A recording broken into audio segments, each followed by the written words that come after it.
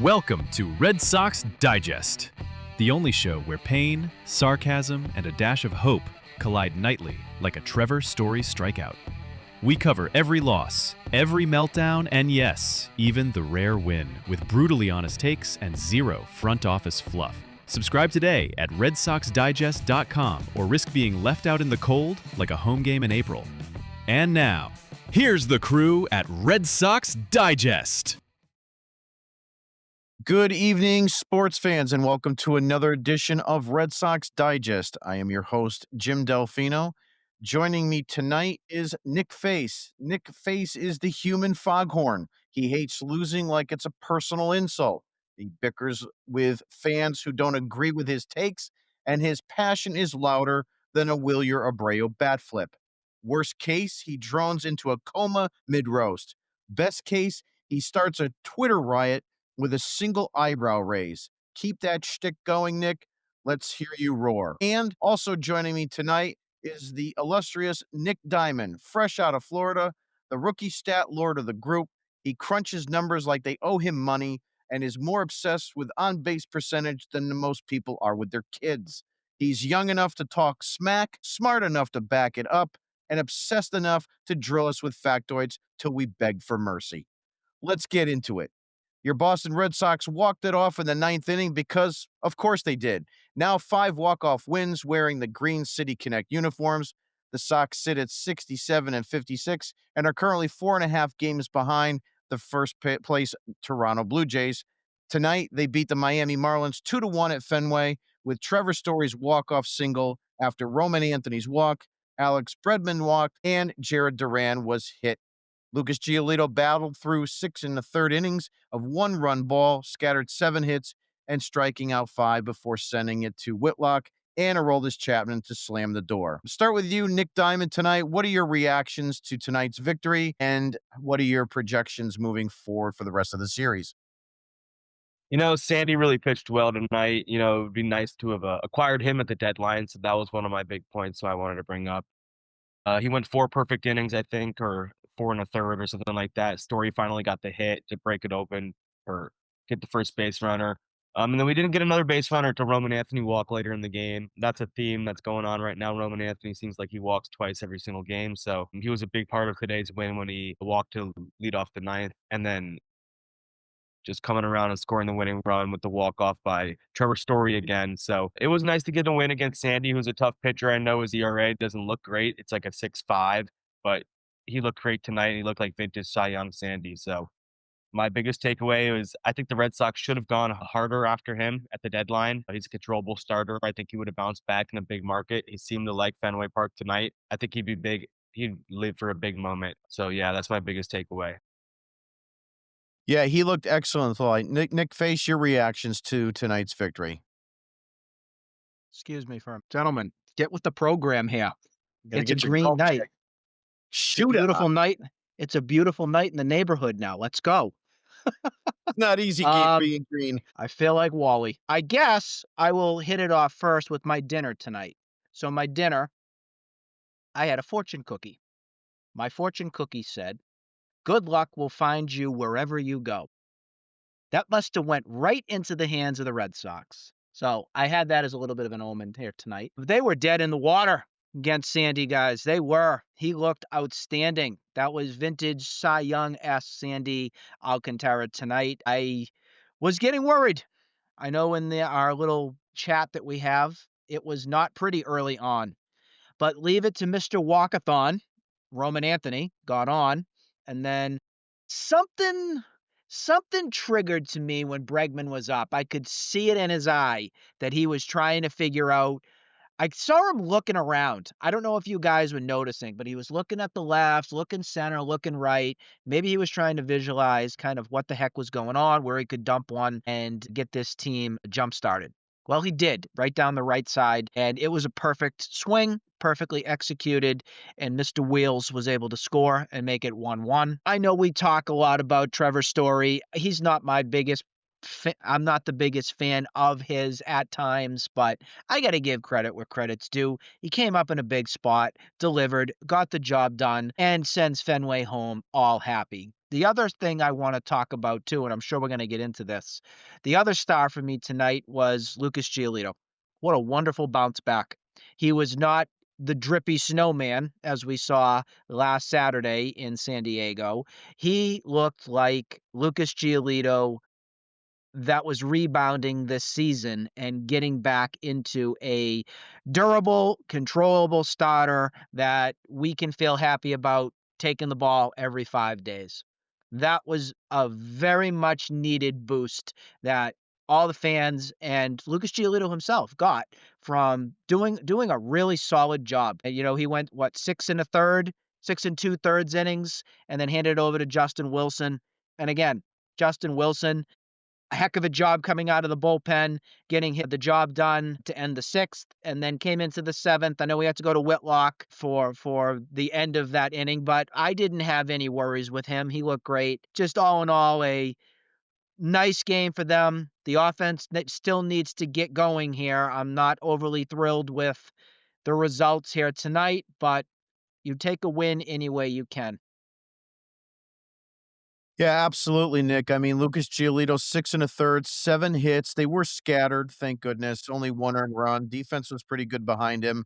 5 strikeouts. The most important thing, I think, of all those stats is that he only had one walk, right? So he wasn't putting a lot of people on, even though he had the 7 hits. And it wasn't something that it became, any inning was really got away from him. So a nice bounce back victory, surgical victory for him and get the win. But the bottom line is that it's a personal win. And with that being said, do you think he's back to being reliable, Nick Diamond? Yeah, I think I'd still trust him right now. I don't know if I'd trust him in a big time game 7 situation in the playoffs. I think that's a Garrett Crochet type of guy, but I still think Lucas Giolito's a reliable starter going forward. And my biggest thing today, like you brought up, was he wasn't really throwing strikes. He was walking everybody in his last start. He just looked awful on the mound. He was sweating, looking just terrible. Tonight, 6 1/3. It was only 92 pitches. He just filled up the zone. It was 69% strike percentage. So that's way up where it was last start. So I think you can still trust him. It was just a blip on the radar. He's been almost really good for about 3 months now. So it's between him and Bayo as your 2 starter, and I'd probably trust Bayo more, but Lucas Giolito is not a bad guy to have in a rotation going forward. I'd be interested to see how close he gets to that option mark where he can opt out or not. So it might be worth it just to like send him an extension offer for maybe 2 years, and so you don't have to even worry about it. I don't know what he would like. I don't know what his market would be like, but that option's really intriguing for him.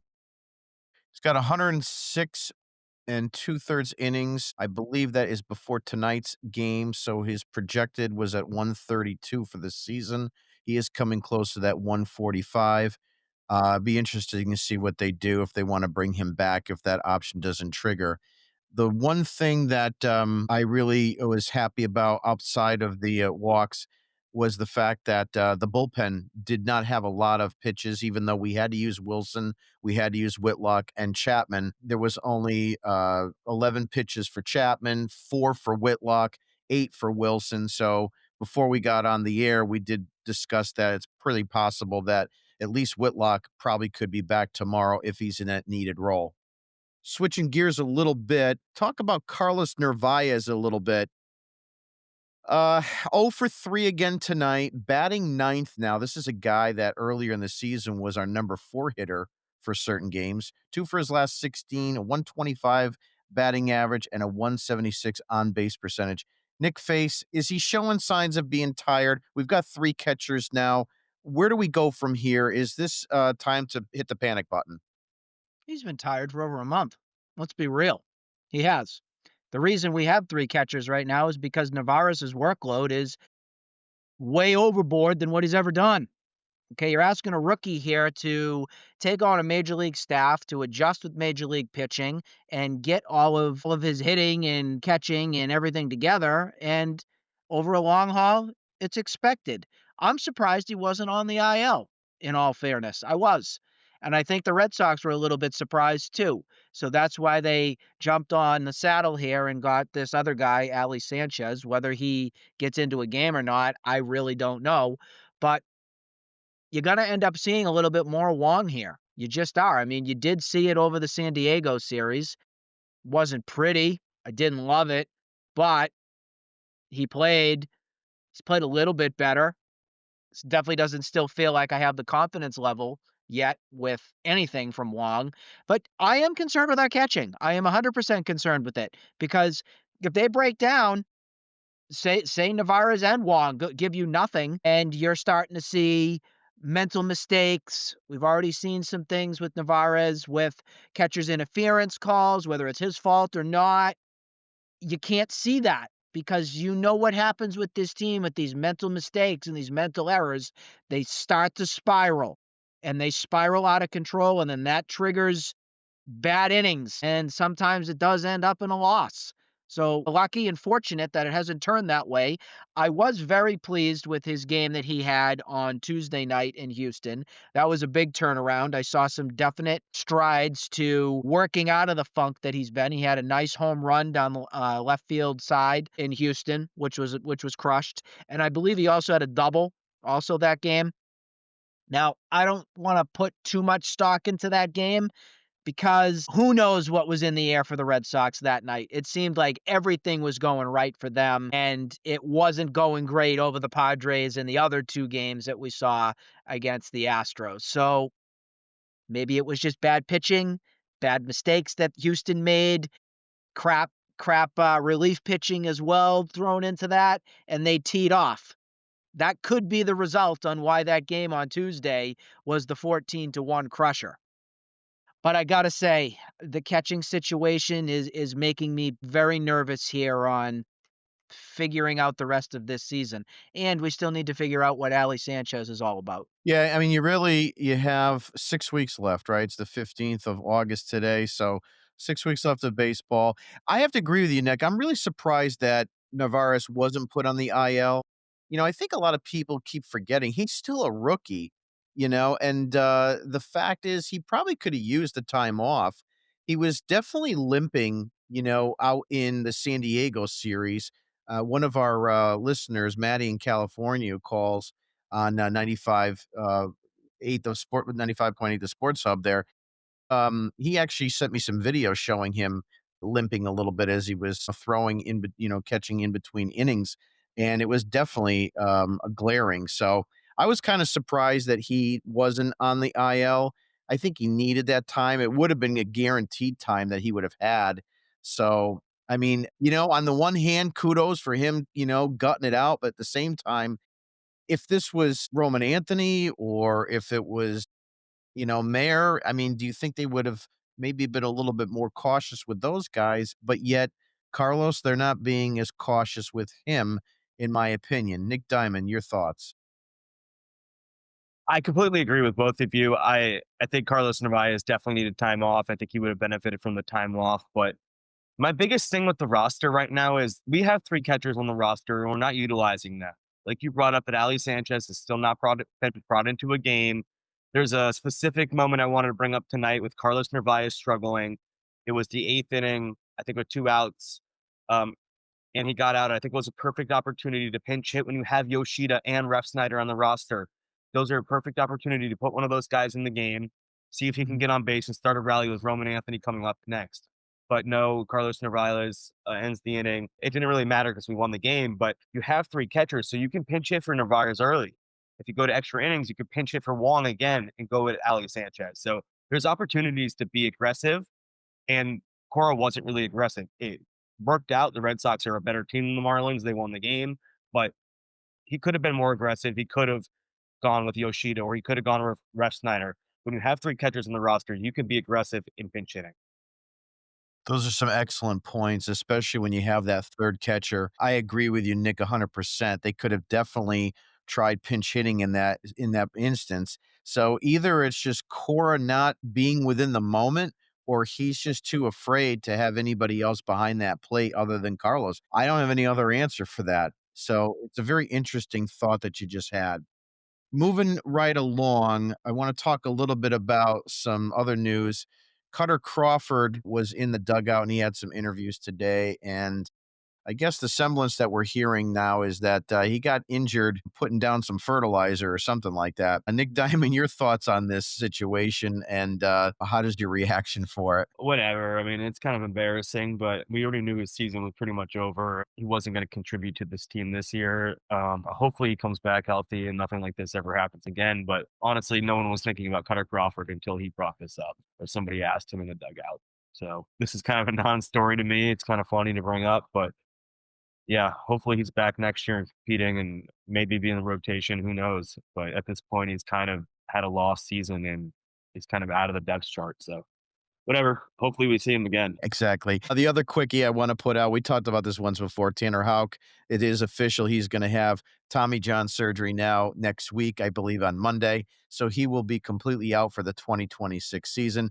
Nick Face, your reaction to this? I know we covered this a little bit back a couple weeks ago, but just to kind of have our listeners hear it a little bit more again, your thoughts on that. It's possible they may not even tender him a contract for 27. He'll be a free agent in that year, I believe. On the Cutter Crawford front, somebody get that man a goddamn John Deere. Just get it. What the hell's his problem? You're a professional ball player. Get him a John Deere. Get him a Gator so he doesn't get hurt. Moving on. Tanner Houck. Lost cause. Just a lost cause. It feels like it feels like that all-star selection from him from 2024 was a joke. He's going to be a one-hit wonder. I feel like I've said this before, but he gives me Justin Masterson vibes so much because here's a guy that was exceeding and doing so well when he was in the bullpen. I think he was the 7th or 8th when Daniel Bard was down or whatnot, and you had an awesome pair with Papelbon and everything that was there. And then they wanted to finagle and move him in as a starter, and it just went out of control, and then he went to the Indians. Yes, I said Indians, because they are the Indians. But overall, I'm not expecting much on Houck. I don't even know if they're going to even tender him a contract after it. I wouldn't be surprised, but I am done with the whole song and dance with injury prone. Let's do this 1 year. Let's try this. Let's Corey Kluber him. I'm done. I'm done. I want quality. I'm moving on. So it is final now. The Blue Jays do come back and beat the Rangers 6-5. Too bad we could have picked up a game on the Blue Jays in that instance. But the next thing I did want to talk about is this talk of Nathaniel Lowe. Obviously, he was DFA'd. What are your thoughts? Nick Face, I'll start with you. Uh, the bottom line here is that Toro, we talked about it earlier, I think last week, 0 for 3 again tonight. He's really struggling with the bat. Do you think it's time to kind of jump ship from him and see what we can do as a replacement? I do, but it's not Nathaniel Lowe. I'm all set. I don't want to take a chance on this. You have 2 better options right now in Worcester. I'm screaming off the top of the cliff right now. Where is Christian Campbell? Where is he? I don't want to hear Alex Cora say one more time he's got more work to be done. Get your work up here, guy. That's where it needs to be done. And then I want to see Mr. Garcia, our password. The password is Major Leagues, and he needs to be up here too. And I said before on this, I'm fine. If Christian Campbell's going back to second, I get it. It's not ideal because we know what kind of player he is at second base. But if I can get his bat plus put passwords in at first base, I'm as happy as a clam. You don't need to take a waiver on Nathaniel Lowe. If the Nationals said bye-bye, the Red Sox don't need to say hello. Nick Diamond, your reaction. I mean, he's a couple years removed from a 300 batting average and a World Series champion. I think Nathaniel Lowe's an upgrade on Abraham Toro, but is it that much of an upgrade? Not really. He really didn't have that great of a year. And I guess the rumor was he wasn't great in the clubhouse. He was kind of I guess not a good teammate, but who knows? But like Nick Face said, I think Christian Campbell is the solution. I don't think it happens until September 1st in the call-ups, but I think he is the solution at first base. I don't think the password gets called up. I think it's just too premature. His numbers are unreal in AAA, but I think there is some concern there. I mean, I really think Campbell is the more polished player, hopefully. Like I said, I think it's September 1st when they call him up, and I don't know if you can wait that long. I mean, you still have a little bit of a cushion, but uh, I'd bring Christian Campbell up before I would go with Nathaniel Lowe. But if they brought Nathaniel Lowe in, I think I'd be okay with it. Yeah, I mean, I don't think I would, throw my remote control through the TV if they brought Lowe in, and it could be something that they could decide to say, "Look, we'll bring him in for 2 weeks." They could always release him after that if they wanna bring Campbell up in September 1st while we have the opportunity to have those call-ups, but we're just not getting anything really great out of Toro right now, and it really bothers me because we still have the rest of this Miami series, you've got Baltimore, New York, Baltimore, and Pittsburgh before September 1st. I know Pittsburgh is a lame duck. Baltimore's been a disappointment all season. You've got 6 more with them. You do have that 4-game series in the Bronx. And the Yankees don't scare me as much as I think they would have, especially earlier in the season. So I just think that, we need to get as much offense out of first base as we can. And what about Yoshida? I mean, he was taking grounders in the minor leagues on his rehab assignment at first. Never saw him at first either. Any reactions to that comment? I think it's kind of funny, but I don't want to see Yoshida anywhere near first base taking grounders. I don't want to see him do anything with a glove on in the infield. I think it would be kind of funny if you had like a 10-game lead with 3 to play. But in meaningful baseball games, you're trying to win. It's kind of the stupidest thing you could possibly do. It'd be so funny with his pants up above his belly button and just trying to pick bad throws. Can I do that? Yeah, you can't have a guy playing Hi, first Carl. base. You can't have a guy playing first base that's about 5'2". Just doesn't work too well with that. So, He just reminds me of Steve Urkel from Family Matters so much. can I It's do so good. that? Got any cheese? It was noted today that I think either Boston Sports Gordo or Chris Cotillo had mentioned it. I forgot who it was. Red Sox have, I think, the 8th easiest schedule in the remaining games that are left. 34 games with teams with worse records than the Red Sox is, I think that's if that's accurate. And bottom line here is that what are your thoughts moving forward, Nick Face? I'll start with you for the remainder of August and September. You think this is going to be a team that's going to get into this wild card this year finally? Nobody cares about my remote I just shattered. It's right there for them. It is. You need to keep playing the baseball that you're doing right now in that win your games at Fenway Park. Clearly, that is where you're most comfortable. That is where whatever mojo you have this season is a major advantage. So any opponent that comes into Fenway, they should be nervous right now because the Red Sox got something great going at Fenway Park right now. So that's a major plus that we haven't had for quite some time. So that's great. You need to beat up on your bad clubs. I mean, your Baltimore's coming up. If you don't take 3 or 4 from that, that is unacceptable. If you don't sweep Pittsburgh, don't even talk to me. If you just don't take care of those things, that's where you're going to get into trouble. So it's that old song, taking care of business. You better take care of business because I'm not putting up with another August slide and then in September crumble like we've seen since 2020, 2022. I will say at least 2021, the last week, you got into the playoffs. Nick Diamond, your reaction, the Red Sox and their schedule for the rest of the season, do you see enough cookies there for them to pull this off? They should pull it off, unless they collapse. In my opinion, if they don't get into the playoffs at this point, it'll be because they collapse. I don't think there's any teams behind them that are going to absolutely take off and knock them out. And right now, they're not in that third wild card spot. So that's what's different in the last few years. They were in that third wild card spot hunt.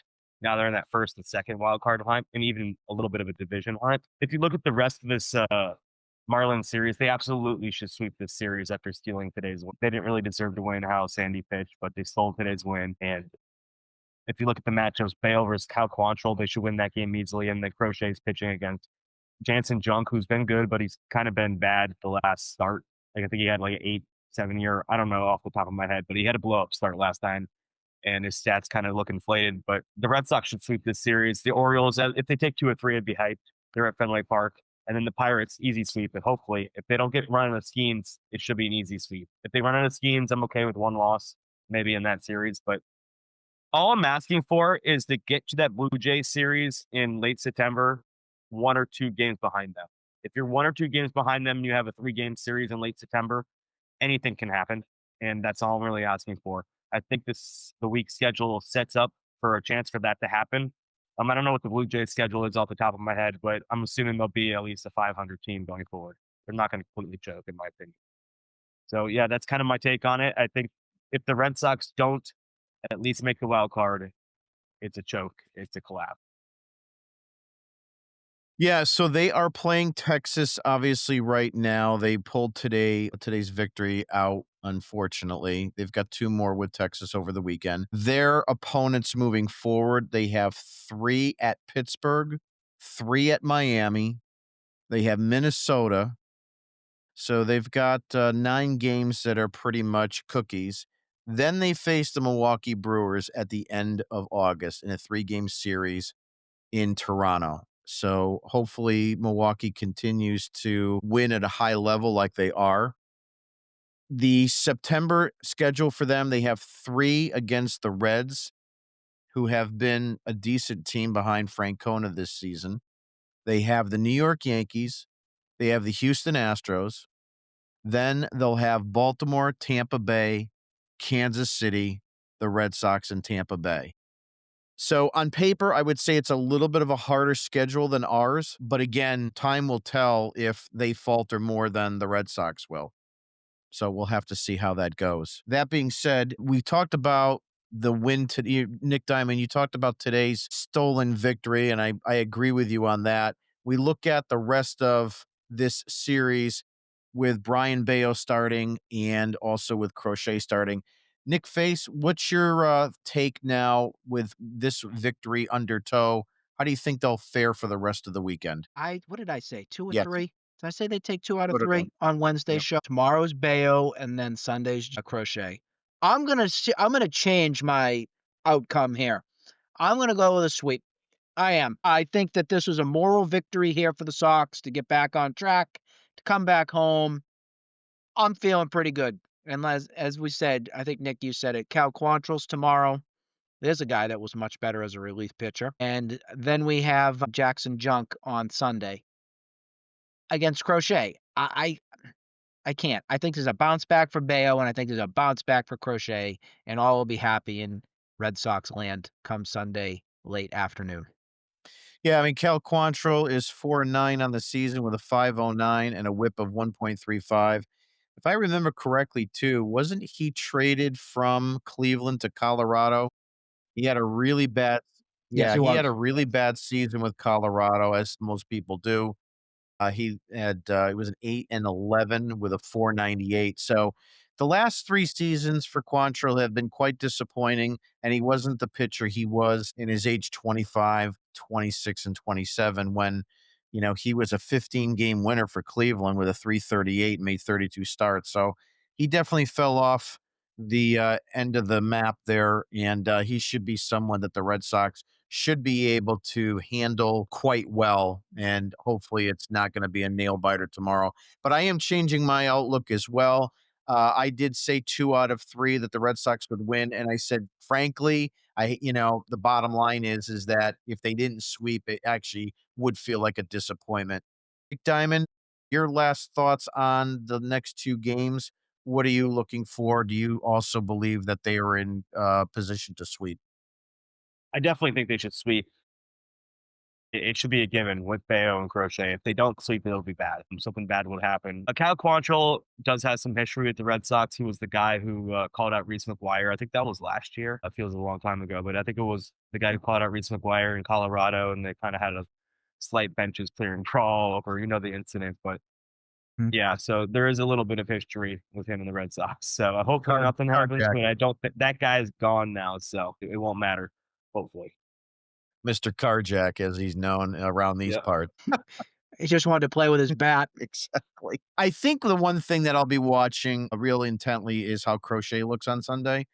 He's got to bounce back from that, terrible start. I still question as to whether the Astros were cheating or not because he was shoving for 2 innings and he looked extremely dominant.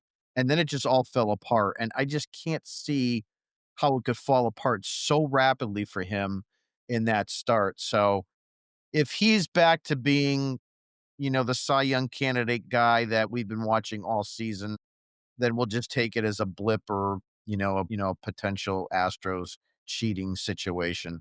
And I think we'll still be okay. I think we'll still take this series and we're probably going to sweep. They really need to get the wins and they need to try to make some hay against Toronto. Hopefully Texas can help us out a little bit. That being said, I think we're going to call it for tonight. I welcome everybody to go to our website at redsoxdigest.com and subscribe. It is free. Get a newsletter just about every day regarding the games from the night before. And also Thayer has a section on Fenway Flashback where we are reviewing the 1975 season of the Red Sox.